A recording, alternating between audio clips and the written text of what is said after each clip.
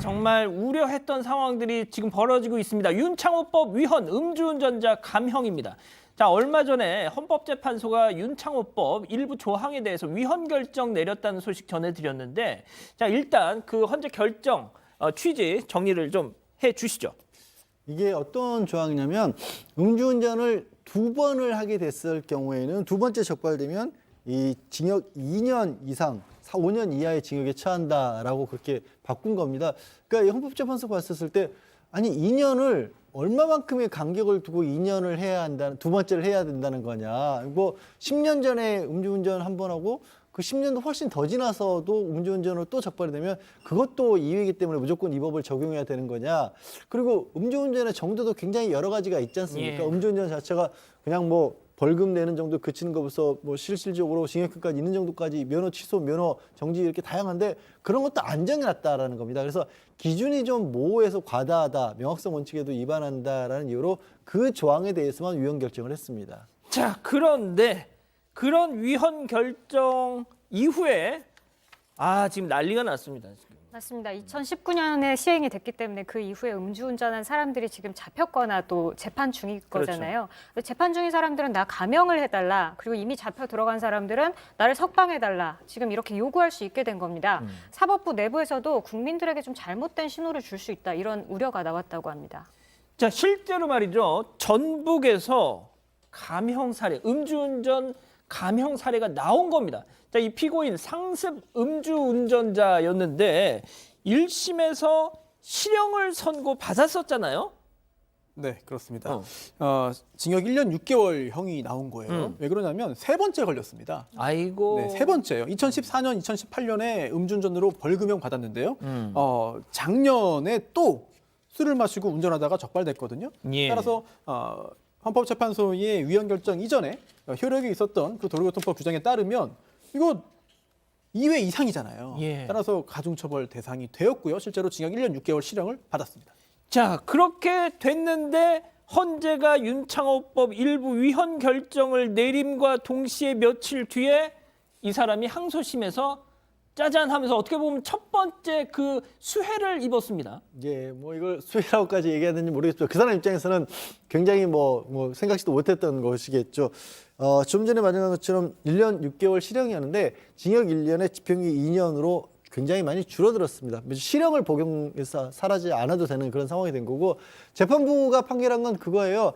조금 전에 이 윤창호법 이 부분, 이 조항이 이 위헌이 되면서 그 조항 법정이 없어진 겁니다. 그러니까 재판부로서는 저 조항에 근거해서는 판단할 수가 없었던 거죠. 그래서 원심 판결은 파기하는데 그러나 또 이 사람이 음주 측정 관련한 다른 기록들은 다 있었던 모양이에요. 그러니까 기존의 도로교통법 가지고 내가 다시 판단한다. 그러니까 저 법이 없다고 해서 판단을 못할 건 아니다라고 해서 항소심에서 판단을 했는데 어떻게 판단했냐면 물론 이번 음주 같은 경우 상당히 심각한데 지난번 첫 번째 음주 적발됐을 때가 벌금 정도에 그쳤던 것이다라는 거예요. 그래서 이번에는 1년에 집행유예 2년으로 감경을 해준 겁니다.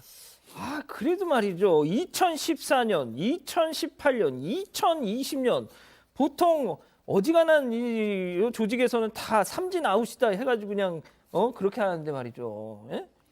이거를 진짜. 자, 그런데 말이죠. 지금 이 사례처럼 감경, 석방을 요구할 수 있는 음주운전자의 숫자가 무려 15만 명 정도 된다고 합니다. 자, 이 위헌 결정, 일부 위헌 결정 이후에 법률 상담 카페, 변호사 사무실 막 난리가 났다.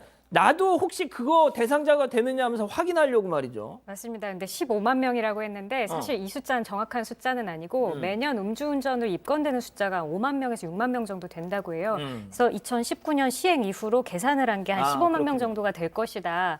이런 얘기를 하는 거고 현재 지금 구속된 사람들이 있을 거잖아요. 구속 적부심 청구와 보석 신청이 지금 빗발치고 있다고 합니다. 그리고 또 법률 상담 카페 있죠. 여기에는 이제 이 사안에 대해서 물어보는 게 2배가량 된다고 해요. 질문들 좀 보면 항소하면 원심보다 지금 형을 좀 얼마나 줄일 수 있냐. 윤창호법으로 형이 확정됐는데 구제 방법이 있냐. 이런 질문들 지금 2배, 3배 정도 넘치고 있다고 합니다. 소장님. 네. 소장님도 운전하시잖아요. 네.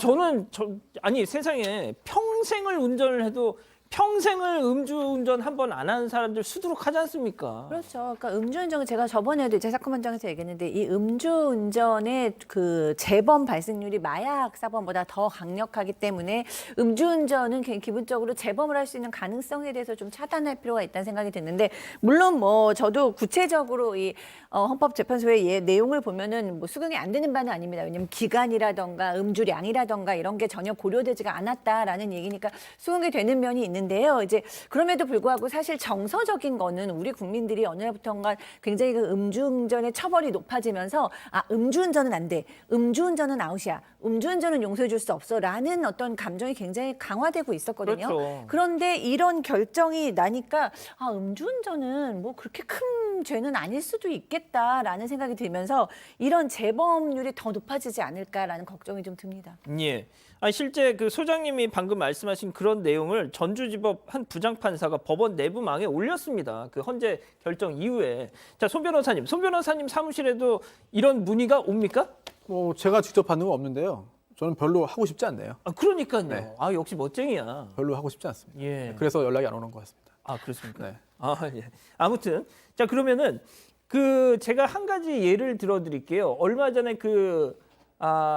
새벽에 노상에서 작업하고 있던 한 노동자분이 이 벤츠를 몰던 한 만취 여성 운전자 작업 중에 정말 끔찍하게 돌아가신 그런 사건이 있었지 않습니까? 불이 나가지고 세상에 시신이 다 훼손이 돼가지고 유족들이 제때 장례도 못 치렀어요. 당시 그 주행 속도가 시속 맞아요. 148km였고요. 저 사람이죠. 네. 1심에서 징역 7년형이 나왔거든요. 근데 이 사건에서도 그 전에 벌금 400만 원 음주운전으로 받은 적이 있었기 때문에 지금은 이제 위헌 결정에 의해서 사라진 그 해당 규정이 적용됐습니다. 그래서 징역 7년형이 나왔던 거거든요. 그런데 이제는 좀 달라지는 거 아니냐. 그렇다면 형량이 더 내려가지 않겠느냐라는 짐작을 할 수도 있겠고요. 다만 이런 부분에서도 봐야 될 것 같아요. 왜냐하면 단순한 음주운전 관련된 부분에 어떤 이번에 헌법재판소의 결정에 따라서 형량이 내려갈 요소도 존재합니다만 이거는 사람이 죽었잖아요. 그렇죠. 위험운전 치사입니다. 예. 따라서 훨씬 더 형량이 무거운 이 위험운전 치사로 중형을 선고받은 것이기 때문에 이번 헌법재판소의 위헌 결정 취지를 감안한다면 설령 이런 위헌 결정이 있다 하더라도 항소심에서 과연 형량이 내려갈 이유가 있겠느냐. 이런 부분에 있어서는 약간 좀 소극적인 판단도 할 수 있겠습니다. 그렇군요. 자, 양 변호사님 혹시 이런 문의를 받으셨나요? 이거는 주로 이제 그 법인 자체가 교통사고를 전문으로 하는 곳들이 또 따로 있습니다. 그래서 저는 딱히 문의를 받지는 않았는데 이혼 전문이십니까? 이런 것들도 있어요. 그러니까 음주운전에 이제 사건 반장을 쓴데 나오는 소개되는 사건들은 정말로 이해할 수 없는 종류의 그냥 단순하게 자기 만족을 해서 어디서 술을 좀 늦게까지 드시다가 끔찍한 사건을 낸 경우들인데 실제 사례에서 제가 이분들이 잘했다는 건 아닌데 실제 사례에서 음주운전으로 적발이 되는 분들은 의외로 이런 경우들도 꽤 있습니다. 뭐냐면 그 우리가 흔히 말하는 대리운전이나 이런 것들을 이렇게 불러서 자기 차를 대리운전할 만한 여유가 없으신 분들, 그런데 반해서 생계에 꼭 차는 필요한 분들, 이런 분들도 있거든요. 그래서 그분들이 잘했다는 건 절대 아닙니다만 음주운전이라고 하는 것도 그 양태가 굉장히 여러 가지가 있을 수 있다라는 거예요. 그렇기 때문에 헌법재판소도 이거를 위헌 결정한 이유가 그런 상황들에 좀 맞춰서 법을 좀 만들 필요가 있다. 오히려 저는 뭐 음주운전의 유형에 따라서 좀 다르게 보는 것도 필요하지 않을까 생각 좀 해봅니다. 말씀을 꺼낸 김에. 그렇군요. 알겠습니다. 오늘 법 이렇게 정리하고요.